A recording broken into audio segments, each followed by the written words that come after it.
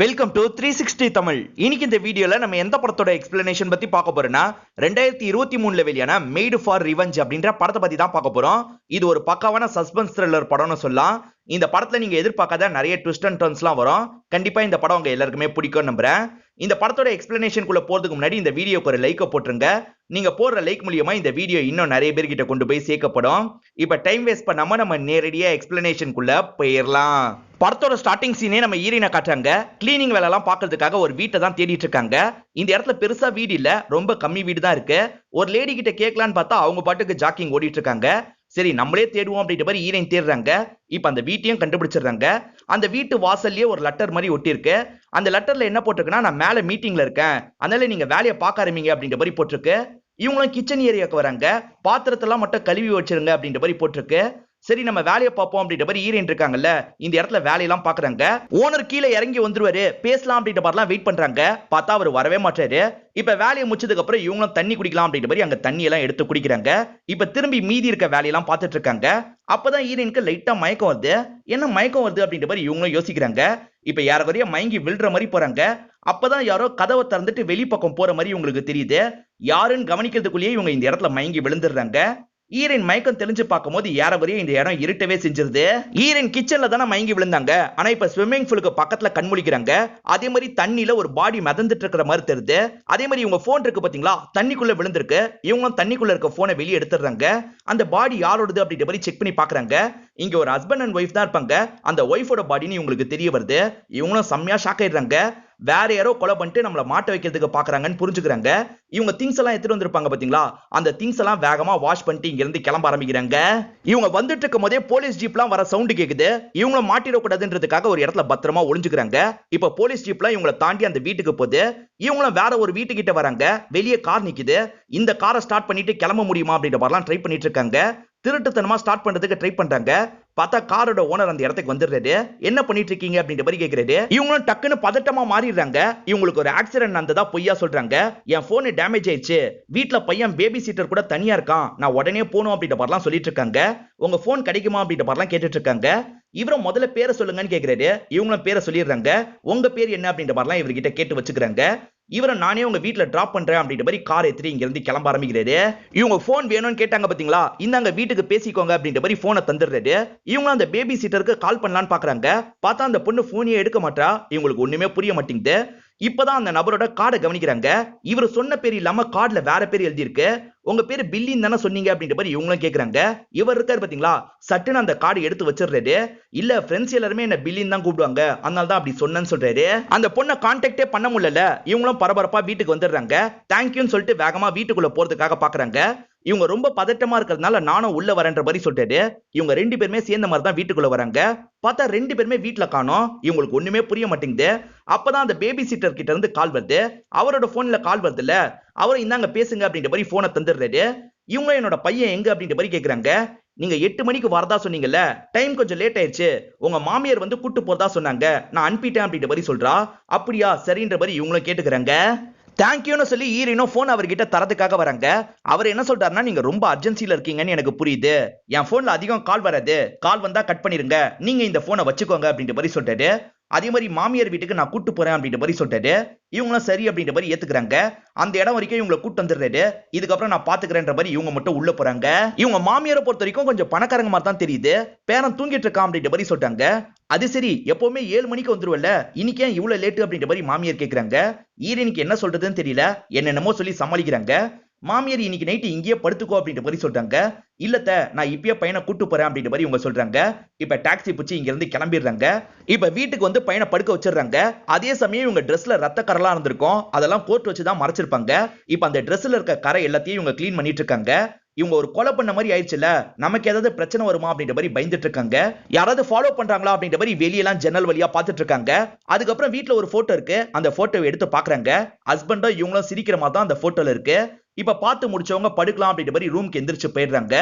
இவ்வளவு நேரம் இந்த இடத்துல ஒரு கார் நார்மலா நின்னுட்டு இருந்திருக்கும். அந்த கார் இப்ப கிளம்பி போகுது. சோ இந்த கார்ல இருக்கவங்க ஃபாலோ பண்ணிருக்காங்க அப்படின்ற மாதிரி நமக்கு காட்டுறாங்க. மறுநாள் காலையில ஈரினும் கண்ணை முழிச்சிடுறாங்க. நைட்டு நடந்த விஷயத்தை பத்தியே யோசிச்சுட்டு இருக்காங்க. இப்ப பையனுக்கு தேவையான பிரேக்ஃபாஸ்ட் எல்லாம் ரெடி பண்ணிடுறாங்க. பேபி சீட்டரை வர சொல்லியிருக்கேன், தொல்லை கொடுக்காம இருக்கணும்னு சொல்றாங்க. சரின்ற மாதிரி இந்த பையன் ஏத்துக்கிறான். இப்ப பேபி சீட்டர் வந்தோன்னா அவங்க பாதுகாப்புல விட்டுட்டு இவங்களும் கிளம்புறாங்க. இப்ப நேரா இவங்களோட ஃப்ரெண்ட் ஒருத்தரை பாக்குறதுக்காக தான் வந்திருக்காங்க. இந்த ஃப்ரெண்டை பொறுத்த வரைக்கும் போலீஸ் ஆபீசரா இருப்பாரு. இவர்கிட்ட உண்மையெல்லாம் சொல்லிடலாம்னு நினைக்கிறாங்க. வேலை விஷயமா இந்த மாதிரி ஒரு இடத்துக்கு போனேன், அங்க இந்த மாதிரிலாம் நடந்தது அப்படின்ற மாதிரி எல்லாத்தையும் சொல்லி முடிச்சிடுறாங்க. இதை கேட்கிற இந்த ஃப்ரெண்டு பயங்கரமா ஷாக் ஆயிடுறாரு. நீ பாட்டுக்கு அங்க இருந்து கிளம்பி வந்துட்டியா, இதெல்லாம் பிரச்சனையில தான் முடியும், நீ இப்பயே போலீஸ் கிட்ட இந்த விஷயத்த சொல்லு அப்படின்ற மாதிரி சொல்றாரு. உனக்கே நல்லா தெரியும், 3 வருஷம் நான் செய்யாத தப்புக்காக ஜெயில இருந்திருக்கேன். திரும்பி இந்த விஷயத்த போலீஸ் கிட்ட கொண்டு போனா எனக்கு தான் பிரச்சனை வரும். என்னால இந்த விஷயத்த போலீஸ் கிட்ட கொண்டு போக முடியாது. இப்ப போலீஸ் எந்த லெவல்ல இருக்காங்கன்றதை நீ விசாரிச்சு சொல்லு அப்படின்ற மாதிரி சொல்றாங்க. அவரும் தெரிஞ்சவங்க கிட்ட பேசிட்டு இவங்க கிட்ட பேசுறதுக்காக வராரு. இப்பதான் போலீஸ் விசாரணை ஆரம்பிச்சிருக்காங்க. ஆனா வீட்டுக்கு யார் வந்தாங்க அப்படின்றத விசாரிச்சா நீ உடனே மாட்டிப்ப, அதனால இப்பயே போறதுதான் நல்லது அப்படின்ற மாதிரி திரும்பி சொல்லிட்டு, இல்ல போலீஸ் என்ன நெருங்கிறதுக்குள்ள நான் உண்மையான குற்றவாளியை பிடிச்சிருவேன், அது வரைக்கும் இந்த விஷயம் நமக்குள்ளேயே இருக்கட்டும் அப்படின்ற மாதிரி ஃப்ரெண்டு கிட்ட சொல்லிட்டு இவங்களும் வீட்டை விட்டு வெளியே வராங்க. அப்பதான் லாங்ல கார்ல இருந்து யாரோ இவங்களை பாக்குற மாதிரி தோணுது. இப்ப வேகமா அந்த காரை நோக்கி ஓட ஆரம்பிக்கிறாங்க. இவங்க ஓட ஆரம்பிச்சோன்னா அந்த கார் இருக்கு பாத்தீங்களா, வேகமா இங்க இருந்து கிளம்ப ஆரம்பிக்குது. இவங்களும் அந்த காரோட நம்பரை போட்டோ எடுக்கணும் அப்படின்ற மாதிரி போன் எடுத்து சட்டுன்னு ஒரு போட்டோ பிடிச்சிடுறாங்க. ஈரனுக்கு நைட்டு பில்லின்னு ஒருத்தர் ஹெல்ப் பண்ணாரு பாத்தீங்களா, அந்த பில்லியை பாக்குறதுக்காக தான் வந்திருக்காங்க. நைட் ஹெல்ப் பண்ணதுக்கு நன்றி அப்படின்ற மாதிரி போனை தந்துடுறாங்க. ஆனா போனை தந்துட்டும் கிளம்பாம இருக்காங்க. நீங்க போனை தர வந்த மாதிரி இல்ல, வேற ஏதோ ஹெல்ப் தேவைப்படியே, என்ன ஹெல்ப்னு சொல்லுங்க, முடிஞ்சா பண்றேன் அப்படின்ற மாதிரி சொல்றாரு.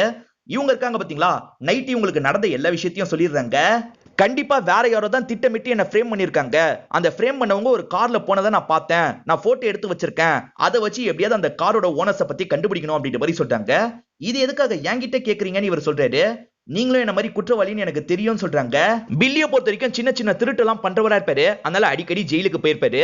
இவங்க 3 வருஷம் ஜெயில இருந்தாங்க பாத்தீங்களா, அப்ப பில்லியை பார்த்திருப்பாங்க. ஓஹோ நீங்களும் நம்ம கேஸ் தானா அப்படின்ற மாதிரி பில்லி சொல்றாரு.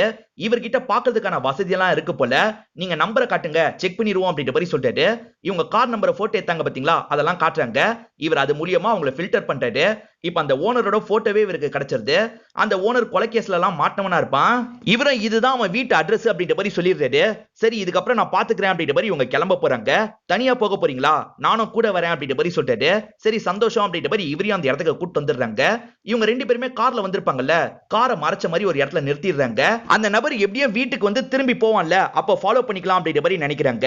ஈரன் 3 வருஷம் ஜெயில இருந்ததா சொன்னாங்கல்ல, நீங்க எதுக்காக ஜெயிலுக்கு போனீங்க அப்படின்ற மாதிரி பில்லி கேக்குறாரு. இங்கதான் இவங்களும் பிளாஷ்பேக்க சொல்ல ஆரம்பிக்கிறாங்க. ஆக்சுவலா கல்யாணம் ஆகி ஒரு 4 வருஷம் இருக்கும். ஹஸ்பண்டும் இவங்களும் சேர்ந்த மாதிரி கார்ல வந்துட்டு இருப்பாங்க. இவங்க தான் காரை ஓட்டி இருப்பாங்க.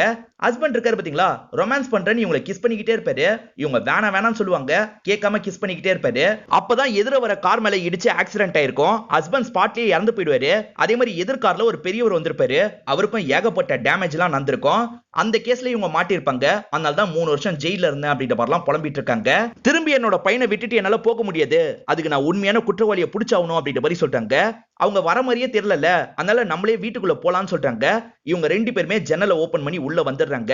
எதாவது கிடைக்குமா அப்படின்ற மாதிரி தேடிட்டு இருக்காங்க. ஈரின் சம்பந்தமா நிறைய டேட்டா எல்லாம் இருக்கிறது தெரிய வருது. என்ன நம்ம சம்பந்தமா இவ்வளவு டேட்டா வச்சிருக்காங்க அப்படின்ற மாதிரி இவங்களும் யோசிக்கிறாங்க. பில்லி ஒரு பக்கம் தேடிட்டு இருக்காருல, அப்பதான் காசெல்லாம் இருக்கிறது இவருக்கு தெரியுது. இந்த காசை எடுத்து வச்சுப்போம் அப்படின்ற மாதிரி இவரும் பாக்கெட்ல வச்சுக்கிறாரு.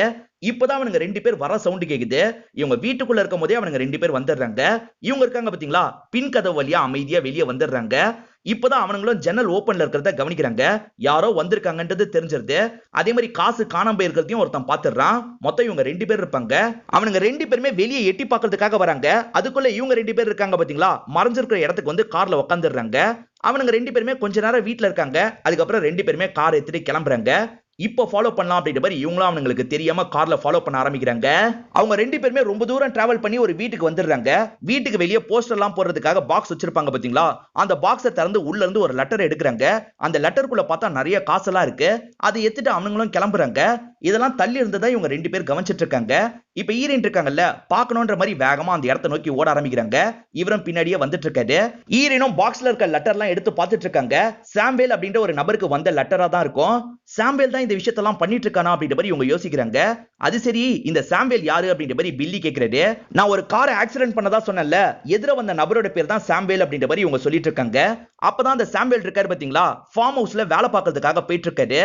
இவர் தான் கண்டிப்பா இதெல்லாம் பண்ணிட்டு இருக்காரு, நீங்க இங்கே இருங்க நான் போயிட்டு வந்துடுறேன் அப்படின்ற மாதிரி ஈரன் மட்டும் வேகமா பேசுறதுக்காக உள்ள வராங்க. ஈரனை பார்த்தோன்னா அந்த பெரியவரும் ஷாக் ஆயிடுறாரு. நீ அந்த பொண்ணு தானே அப்படின்ற மாதிரி கேட்கிறாரு. நான் அதே பொண்ணு தான், நான் 3 வருஷம் தண்டனை அனுபவிச்சது உங்களுக்கு பத்தாதா, எதுக்காக இந்த மாதிரிலாம் பண்ணிட்டு இருக்கீங்க அப்படின்ற மாதிரி கேட்கறாங்க. நீ உட்காருமா, உன்கிட்ட பேசணும் அப்படின்ற மாதிரி இவரும் பேச ஆரம்பிக்கிறாரு. அன்னைக்கு உன் மேல தப்பு இல்ல, என் மேலதான் தப்புன்னு சொல்றாரு. ஆக்சுவலா இவர் இருக்காரு பாத்தீங்களா, போனை யூஸ் பண்ணிக்கிட்டே கார்ல வந்திருப்பாரு. இவரால தான் மேக்ஸிமம் அந்த ஆக்சிடென்ட்டே நடந்திருக்கும். ஆனா அந்த கேஸை விசாரிக்கிற போலீஸ் இவரோட ஃப்ரெண்டா இருப்பாரு. எப்படியாவது இவரை காப்பாத்தணும்னு நினைச்சிருப்பாரு. அதனால தான் இவங்கள மாட்டி விடணும் அப்படின்றதுக்காக சில வேலையெல்லாம் பண்ணிருப்பாரு. அப்படிதாம்மா இந்த கேஸ் நடந்தது. இதை உன்கிட்ட சொல்லிடலான்னு கூட நான் யோசிச்சிருக்கேன். ஆனா எப்படி சொல்றதுன்னு தெரியாம விட்டுட்டேன். அப்படி இருக்கும்போது நான் எப்படிமா உன்னை இப்படிலாம் கஷ்டப்படுத்துவேன்? அந்த 2 பேருக்கும் எனக்கும் சம்பந்தம் இல்லை அப்படின்ற மாதிரி சொல்றாரு. இவங்க வெளியே வந்தோன்னா பில்லியும் என்னாச்சு அப்படின்ற மாதிரி கேட்கிறாரு. அந்த பெரியவர் சொன்ன எல்லாத்தையும் சொல்றாங்க. செய்யாத தப்புக்கு தான் தண்டனை அனுபவிச்சிருக்கோம் போல அப்படின்ற மாதிரி சொல்றாங்க. இரு நான் தண்ணி வாங்கிட்டு வந்துடுறேன் அப்படின்ற மாதிரி இவரும் பக்கத்துல இருக்க கடையை நோக்கி நடக்க ஆரம்பிக்கிறாரு. இவரோட போனை வச்சுட்டு தான் போயிருப்பாரு. இவங்க இருக்காங்க பாத்தீங்களா, அந்த போன் எடுத்து பாக்குறாங்க. அப்பதான் இவங்க மாமியார் சம்பந்தமா நிறைய அவர் நெட்ல சர்ச் பண்ணி பார்த்திருக்கிறது இவங்களுக்கு தெரிய வருது. இவன் எதுக்கு இதெல்லாம் பார்த்துட்டு இருக்கான் அப்படின்ற மாதிரி இவங்க யோசிச்சுட்டு இருக்காங்க. இப்ப அவரும் தண்ணியை தரதுக்காக வராரு. இவங்க நேரடியாவே எதுக்காக இதெல்லாம் பார்த்தன்ற மாதிரி கேக்குறாங்க. அப்ப ஆதாயத்துக்காக தான் எனக்கு ஹெல்ப் பண்ணிட்டு இருக்கியான்னு கேக்குறாங்க. உன்னை பார்த்தோன்னே எனக்கு பிடிச்சது, அதனால தான் இது வரைக்கும் உனக்கு ஹெல்ப் பண்ணிட்டு இருக்கேன். ஆனா இது மூலியமா ஏதாவது ஆதாயம் கிடைக்குமா அப்படின்ற பார்த்தா உன்னோட மாமியாரை பத்தி எல்லாம் தேடி பார்த்தேன் அப்படின்ற மாதிரி சொல்லிட்டாரு. உன் மேல நான் ரொம்ப மரியாதை வச்சிருந்தேன். ஆனா நீ சொன்ன இந்த விஷயத்துல எல்லாமே சுக்குநூறா போயிருச்சு. இதுக்கப்புறம் உன்னோட ஹெல்ப் எல்லாம் தேவையில்லை அப்படின்ற மாதிரி இவங்களும் கோவமா இங்க இருந்து கிளம்ப ஆரம்பிச்சிடுறாங்க. இப்ப வீட்டுக்கு வந்து பார்த்தா அவங்க 2 பேரையும் காணோம். என்ன 2 பேரையும் காணோம் அப்படின்ற மாதிரி இவங்களும் பதட்டமா மாறிடுறாங்க. அப்பதான் கதவை திறந்து யாரோ உள்ள வராங்க. இவங்க இருக்காங்க பாத்தீங்களா, ஒரு ஜாடியை வச்சு மறைஞ்ச மாதிரி நின்னுக்கிறாங்க.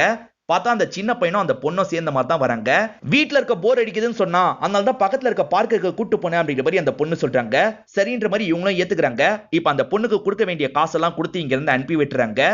போலீஸ் எப்பனாலும் இவங்களை நெருங்கலாம்ல, நம்மளால குற்றவாளியை கண்டுபிடிக்க முடியாது, அதனால இந்த ஊரை விட்டே கிளம்பிடணும் அப்படின்ற மாதிரி யோசிக்கிறாங்க. இப்ப மாமியாரை பாக்குறதுக்காக அவங்களோட வீட்டுக்கு வந்துடுறாங்க.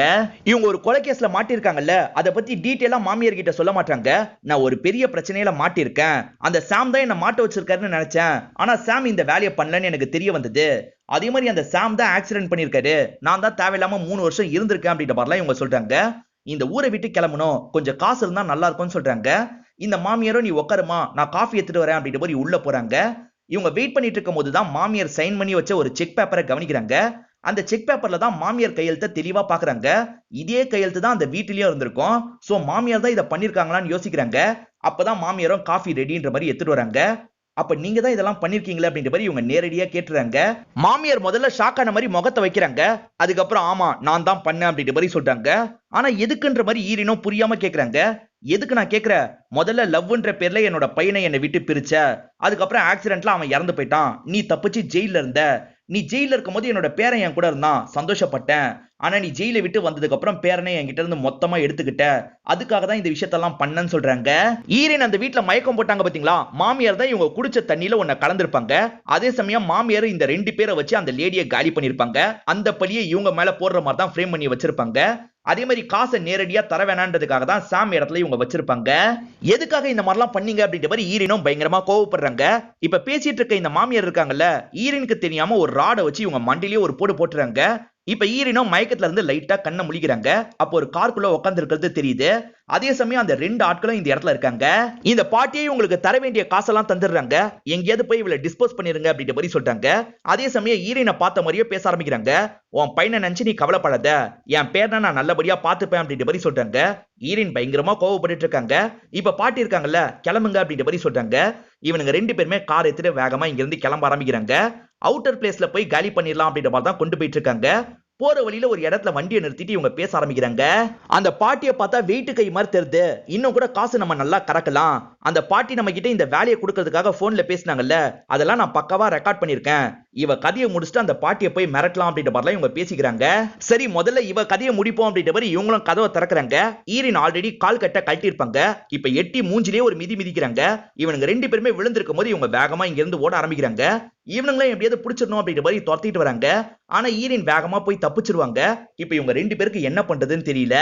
இவ கதையை முடிச்சுட்டு தான் அந்த பாட்டி கிட்ட சொல்லிடுவோம், நம்ம போட்ட பிளான செயல்படுத்துவோம் அப்படின்ற மாதிரி இவங்க 2 பேருமே பேசிட்டு இங்க இருந்து கிளம்ப ஆரம்பிக்கிறாங்க. அப்படியே கட் பண்ணி நமக்கு பில்லியை காட்டுறாங்க. பில்லி ஒன் சைடா ஈரனை லவ் பண்ணிருப்பாரு. அவங்க போட்டோவையும் பையன் போட்டோவையும் பார்த்துட்டு இருக்காரு. நம்ம அவசரப்பட்டு தப்பு பண்ணிட்டோம், நேரடியா அவளை பார்த்து சாரி கேட்கணும் அப்படின்ற மாதிரிலாம் இந்த இடத்துல யோசிக்கிறாரு. அப்படியே கட் பண்ணி நமக்கு பாட்டியை காட்டுறாங்க. பாட்டியும் பேரனுக்கு சாப்பாடு கொடுக்கலான்னு வராங்க.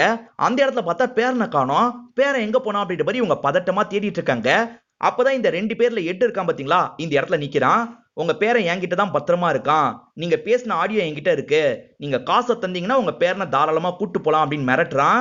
அதே சமயம் ஈரின் கதையை முடிச்சிட்டேன் அப்படின்ற மாதிரி சொல்லிட்டு இங்க இருந்து கிளம்பியிருப்பான். இப்ப பாட்டி இருக்காங்கல்ல, அவங்க கேட்ட மாதிரியே காசை தந்துடலாம் அப்படின்ற மாதிரி காசை எடுத்து வச்சிட்டு இருக்காங்க. அதே மாதிரி இவங்க சேஃப்டிக்காக என்ன பண்றாங்கன்னா, அந்த மயக்க மருந்து இருக்கு பாத்தீங்களா, ஊசியில லோட் பண்ணிக்கிறாங்க. இப்பதான் பில்லியும் காலிங் பெல் அடிக்கிறாரு. இந்த பாட்டிக்கு பில்லி யாருனே தெரியல. நீ யாருன்ற மாதிரி கேக்குறாங்க. நான் ஈரினோட ஃப்ரெண்டு தான். ஈரினே வீட்ல பார்த்தேன், வீட்ல இல்ல, அதனால தான் இங்க வந்திருக்க வாய்ப்பு இருக்குன்னு நினைச்சு வந்தேன் அப்படின்ற மாதிரி சொல்லிட்டாரு. இங்கேயும் இல்ல அப்படின்ற மாதிரி பாட்டி சொல்றாங்க. இருந்தாலும் அவர் பேச்சு குத்துக்கிட்டே இருக்காரே தவிர போகவே மாட்டாரு. இப்ப என்ன பண்றதுன்னு பாட்டி யோசிக்கிறாங்க. அவ எங்க இருக்க வாய்ப்பு இருக்குன்னு எனக்கு தெரியும்பா, வேணா அந்த இடத்துல காரை டிரைவ் பண்றியா அப்படின்ற மாதிரி கேக்குறாங்க. சரின்ற மாதிரி இவரும் ஏத்துக்கிறாரு. இவன் மூலியமாவே அங்க போயிடலாம்னு நினைக்கிறாங்க. ஈரின் இருக்காங்க பாத்தீங்களா, போலீஸ் ஃப்ரெண்ட பாக்குறதுக்காக வீட்டுக்கே வந்துடுறாங்க. சாம்வேலும் அந்த கேஸ் விசாரிச்ச போலீஸும் ஃப்ரெண்ட்ஸ்ன்றது உனக்கு முன்னாடியே தெரியும்ல அப்படின்ற மாதிரி கோவமா கேக்குறாங்க. இவரும் தயங்குறாரு. எனக்கு முன்னாடியே தெரியும் அப்படின்ற மாதிரி சொல்றாரு. அப்புறம் எதுக்காக 3 வருஷம் நான் உள்ள இருக்க மாதிரி பண்ண அப்படின்னு கேக்குறாங்க. நான் 2 மாசத்துல உன்னை வெளியே எடுக்கிறதுக்கான எல்லா வேலையும் பார்க்க ஆரம்பிச்சிட்டேன். ஆனா உன்னோட மாமியார் எடுக்க வேணாம்னு சொன்னாங்க. என் வாயும் காசை கொடுத்து அடைச்சிட்டாங்க. அதனால தான் நான் அமைதியா இருந்துட்டேன் அப்படின்ற மாதிரி சொல்றாரு. நான் பண்ணது தப்பு தான், என்ன மன்னிச்சிரு அப்படின்ற மாதிரி சொல்றாரு. இவங்க இருக்காங்க பாத்தீங்களா, பயங்கர கோவமா இவரை திட்டுறாங்க. இப்ப கார் எடுத்துட்டு இந்த இடத்தை விட்டு கிளம்ப ஆரம்பிக்கிறாங்க. இந்த பாட்டியும் 2 தண்ணி பாட்டில வெளியே எடுக்கிறாங்க. ஒரு தண்ணி பாட்டில மயக்க மருந்தா கலந்துருப்பாங்க. இந்த தண்ணி குடி அப்படின்ற மாதிரி தராங்க. இல்ல பாட்டி எனக்கு தாகம் எடுக்கல அப்படின்ற மாதிரி இவரும் வாங்கி வச்சிடுறாரு. இவனுங்க 2 பேரும் நமக்கு காட்டுறாங்க. இந்த அசிஸ்டன்ட் என்ன கேக்குறானா, அந்த பாட்டி காசு தந்ததுக்கு அப்புறம் இந்த பையனை நம்ம விட போறோமா, விட்டா பிரச்சனை வராதா அப்படின்ற மாதிரிலாம் கேட்டுட்டு இருக்கான். இந்த பாஸ் என்ன சொல்றாருன்னா, யார் சொன்னா விட போறான்ட்டு, அந்த பாட்டியோட கதையும் இந்த பையனோட கதையும் சேர்த்து முடிச்சுட்டு நம்ம வேற எங்கேயாவது கிளம்பிடலாம் அப்படின்ற மாதிரிலாம் சொல்றாரு. இந்த பாட்டி தான் இடம் சொல்லி பில்லிய வர வச்சுட்டு இருக்காங்க. இந்த இடத்த பார்த்தோன்னே பில்லிக்கு குழப்பமாயிருது. இங்க எதுக்காக வந்திருக்கோம் அப்படின்ற மாதிரிலாம் குழம்பிட்டு இருக்காரு. அப்ப அந்த பாட்டி இருக்காங்க பாத்தீங்களா, இவருக்கு தெரியாம ஒரு ராட் எடுத்து இவரோட மண்டிலேயே ஒரு போடு போட்டுறாங்க. இவரை மயங்கின மாதிரி கீழே விழுந்துடுறாரு. நீ அமைதியா தண்ணியை குடிச்சிருந்தா இந்த அடியை வாங்கியிருக்க மாட்ட, இப்ப பாரு தேவையில்லாம காயம் பட்டுருச்சுன்னு சொல்றாங்க. இப்ப இவங்க மட்டும் அந்த வீட்டுக்குள்ள வந்துடுறாங்க. கேட்ட காசை கொண்டு வந்தியா அப்படின்ற மாதிரி இவன் கேக்குறான். கொண்டு வந்திருக்கேன் அப்படின்ற மாதிரி இந்த பாட்டி சொல்றாங்க. ஈரின் இருக்காங்கல்ல, இவங்க 2 பேரை பாக்குறதுக்காக இந்த இடத்துக்கு வந்துட்டு இருக்காங்க. அப்பதான் பாட்டியோட காரம் இங்க இருக்கிறது இவங்களுக்கு தெரியுது. பாட்டியை இங்கதான் இருக்காங்க போல அப்படின்ற மாதிரி யோசிக்கிறாங்க. இவனுங்க 2 பேருமே சேர்ந்த மாதிரி காசெல்லாம் எண்ணிட்டு இருக்காங்க. இவனுங்க ஏதாவது பண்ண பார்த்தா ஊசியை குத்திரலாம் அப்படின்ற மாதிரி பாட்டியும் கவனமா இருக்காங்க. அப்ப வெளியே இருக்க ஈரின் இருக்காங்கல்ல, கார் சவுண்ட் போடுற மாதிரி பண்ணிடுறாங்க. என்ன சவுண்டுன்னு போய் பாரு அப்படின்ற மாதிரி பாஸ் சொல்லிட்டாரு. அசிஸ்டன்ட் கிளம்பிடுறான். இவங்க 2 பேர் மட்டும் தான் வீட்டுக்குள்ள இருக்காங்க. அசிஸ்டன்ட் வெளியே வந்து காரை பார்த்துட்டு இருக்கான்ல. இந்த கேப்ல ஈரின் என்ன பண்றாங்கன்னா, அமைதியா பின்வழியா வீட்டுக்குள்ள நுழைஞ்சிடுறாங்க. இப்ப பாட்டியும் இவங்களும் சேர்ந்த மாதிரி அந்த நபரை போட்டு அடிச்சிட்டு இருக்காங்க. இவ சண்டை போட்டுக்கிட்டோம், நம்ம பேரனை தூக்கிட்டு கிளம்பிடலாம் அப்படின்ற மாதிரி பாட்டி இருக்காங்கல்ல, பேரனை தூக்கிட்டு இங்க இருந்து கிளம்புறாங்க. என்ன தப்பிக்கவா பாக்குற அப்படின்ற மாதிரி இந்த அசிஸ்டன்ட் இருக்கான் பாத்தீங்களா, பாட்டியை லாக் பண்ணிடுறான். இவங்க கழுத்தை பயங்கரமா நெரிச்சிட்டு இருக்கான். பாட்டி தான் ஊசியை கையில வச்சிருக்காங்கல்ல, அதை இவனோட கழுத்தையே குத்திடுறாங்க. இவனை மயக்கம் போட்டு விழுந்துடுறான். பாட்டியும் கிளம்பிடலாம்னு நினைக்கிறாங்க. இந்த இடத்துல ஈரின் இருக்காங்கல்ல, இந்த பாஸ பயங்கரமா அடிச்சு போட்டுறாங்க. பாட்டி பேசினதை ரெக்கார்ட் பண்ணிருக்கிறதா இவன் சொன்னான் பாத்தீங்களா, அதனால போன் எடுத்துக்கிறாங்க. இப்ப வேகமா வெளியே வராங்க. அதுக்குள்ள பாட்டி இருக்காங்க பாத்தீங்களா, பேரனை கூப்பிட்டு இங்க இருந்து வேகமா கிளம்ப ஆரம்பிக்கிறாங்க. அவங்க கிளம்பிட்டதுனால இவங்க இருக்காங்கல்ல, அங்க விழுந்து கிடக்கிற ஜிம்மியை எழுப்பிடுறாங்க. இப்ப இவங்க கொண்டு வந்த கார்ல இவங்க 2 பேருமே கிளம்ப ஆரம்பிக்கிறாங்க. எப்படியாவது பாட்டியை பிடிச்சிடணும் அப்படின்னு நினைக்கிறாங்க. இப்ப பேரனும் லைட்டா முழிச்சிடுறான். எங்க பாட்டி போயிட்டு இருக்கோம் அப்படின்ற மாதிரி கேக்குறான்.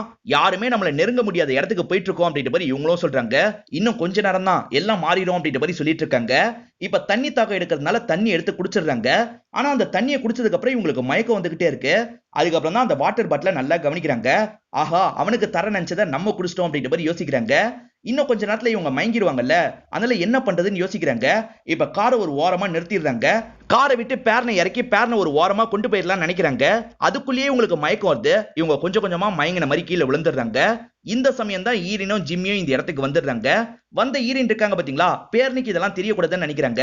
அதனால பையனை வேகமா இவங்க கார்ல வச்சிடுறாங்க. இப்ப என்ன பண்றது அப்படின்ற மாதிரி ஜிம்மி இவங்களை பார்த்து கேட்கிறாரு. இவங்களை மாட்ட வைக்கணும், அதுதான் பண்ண போறோம் அப்படின்ற மாதிரி போன்ல இருக்க ரெக்கார்டிங்க காட்டிடுறாங்க. இவரும் சரின்ற மாதிரி ஏத்துக்கிறாரு. இப்ப ஈரின் இருக்காங்க பாத்தீங்களா, கார்ல இருந்து பிளாஸ்டர் கயிறு எல்லாத்தையும் எடுத்துக்கிறாங்க. அதை வச்சு அந்த பாட்டியை நல்லா லாக் பண்ணிடுறாங்க. இங்க இருக்க வீட்டுல ஒரு லேடி கொலை செய்யப்பட்டிருக்காங்கல்ல, அந்த கொலையை நான் தான் பண்ணேன், அதுக்கான எவிடன்ஸ் வேணும்னா இந்த போன் எடுத்து செக் பண்ணுங்க அப்படின்ற மாதிரி இவங்க எழுதிடுறாங்க. அதை அந்த பாட்டியோட உடம்புல ஒட்டி விட்டுறாங்க. இதுக்கப்புறம் போலீஸ் பார்த்து பண்ண வேண்டியதை பண்ணிக்கிட்டோம் அப்படின்ற மாதிரி இவங்களும் இங்க இருந்து கிளம்ப ஆரம்பிச்சிடுறாங்க. இவங்களுக்கும் ஜிம்மியை பிடிச்சிருக்குல்ல, அதனால அவர் கூட வெக்கேஷனுக்காக ஒரு இடத்துக்கு வந்திருக்காங்க. இப்ப 2 பேருக்குமே ஒருத்தர் பிடிச்சிருக்குல்ல, இவங்க 2 பேருமே இந்த இடத்துல கிஸ் பண்ணிக்கிறாங்க. அதே சமயம் பையன் விளையாடிட்டு இருக்கான். இப்ப பையனை நோக்கி இவங்களும் ஓட ஆரம்பிக்கிறாங்க. இதோடய நமக்கு படத்தை முடிச்சிடுறாங்க. இந்த படத்துல வந்த ட்விஸ்ட் அண்ட் டர்ன்ஸ்லாம் கண்டிப்பா உங்க எல்லாருக்குமே பிடிச்சிருக்கும் நம்புறேன். இந்த படம் உங்களுக்கு பிடிச்சிருந்ததுன்னா லைக் பண்ணுங்க, கமெண்ட் பண்ணுங்க, மறக்காம 360 தமிழ் சேனலை சப்ஸ்கிரைப் பண்ணுங்க. தொடர்ச்சியா இந்த மாதிரி வீடியோக்கள் வந்துகிட்டே தான் இருக்கும்.